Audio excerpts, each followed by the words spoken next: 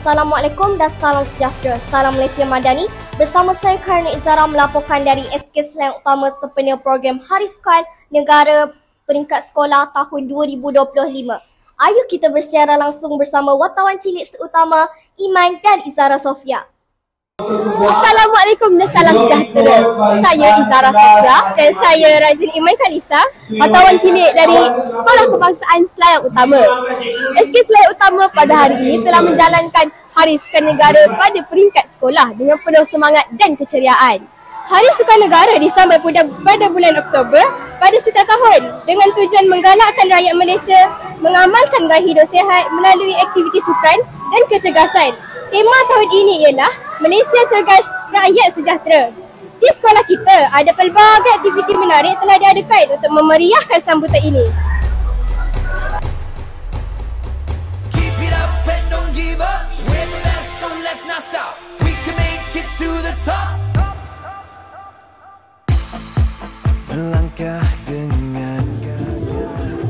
Pelbagai aktiviti menarik telah diadakan bagi memeriahkan sambutan pada kali ini.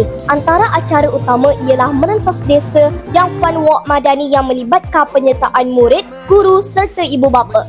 Program dimulakan seawal jam 8 pagi dengan sesi senam aerobik sebagai aktiviti pemanas badan.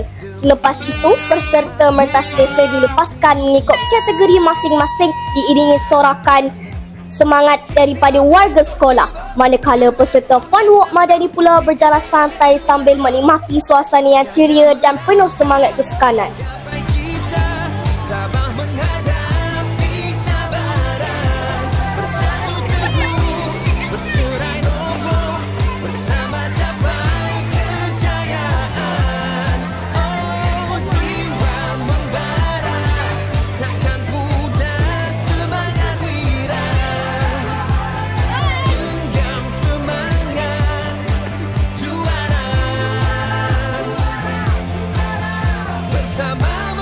Sepanjang program, guru-guru bertugas memastikan keselamatan peserta manakala murid-murid menunjukkan disiplin dan semangat kesukanan yang tinggi.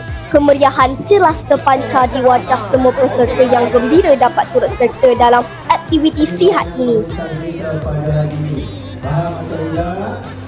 Okey, kita dah nampak tahap satu dah masuk ke dalam sekolah.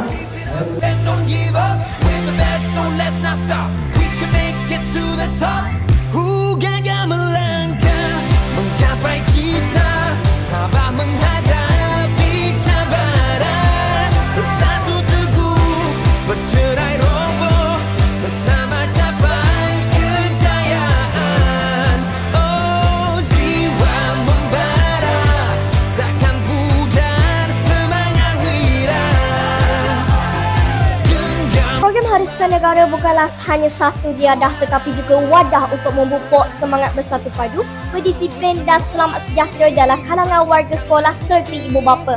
Tahniah diucapkan kepada semua yang telah menjayakan program pada kali ini.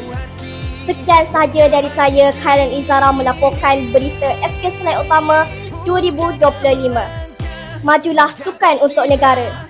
Tabah menghadap